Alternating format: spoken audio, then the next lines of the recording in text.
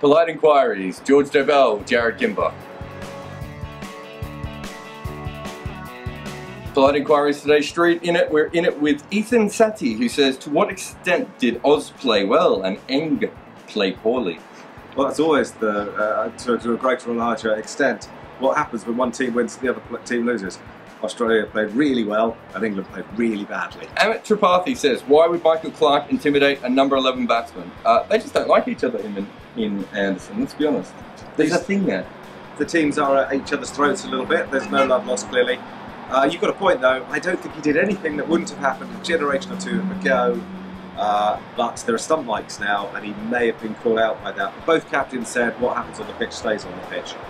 Tom Lingard says, drop Trott for the next test, or at least attempt some sort of lobotomy, frontal lobe, cut slice type thing. He sounds like he'd be a very bad teacher, or possibly parent. Izhar Siddiqui says, will England make any changes to their team for the next match? Well, the funny thing is, as was on Twitter by many people, and we're pretty sure it's going to happen, England have collapsed twice with the bat and Tremlett will be dropped. Yeah, they'll change a bowler. They might drop Trott, I really hope they don't, but they'll look at his eyes and see if he's frazzled. Should they get David Warner to look in his eyes? Because he's been looking a lot in them. You'd have to get a step ladder.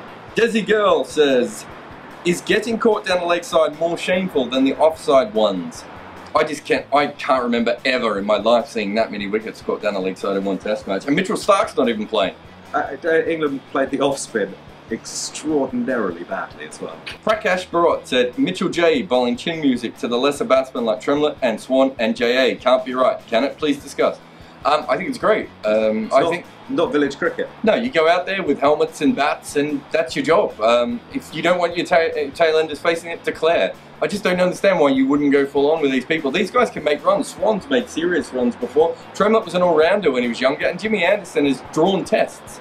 Both sides would do it to each other. The days when that was the case were the days before helmets, and the days that have gone. There's no fast bowlers agreement anymore. Willie Woofter says, okay. Johnson only looks useful when banging in short. Is he going to be found out on different pitch, England changing tactics? We don't know what the pitch in Adelaide's going to be like. Correct. Perth will be even quicker.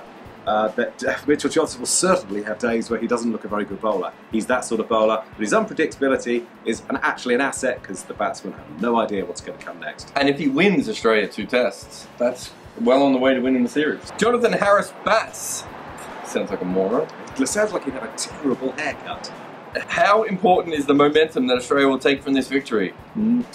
Don't you make me come over there, I think it is. We disagree. It is not. People like Jonathan Trott have these doubts in their head now. Australia playing with confidence, and confidence is an important thing. So I think there is a little bit in that, JHB. I think you're wrong as usual. But you do need a haircut. Nakul Pandy says, where the hell was everyone? We really want to talk about this. We do, because there were over 20,000 people there. Now, how many test grounds in the world get 20,000 people on first day, let alone on the 4th day? There was 140,000 people altogether at that ground. It's a massive ground. So it's like saying Eden Gardens is half full. I mean, you know.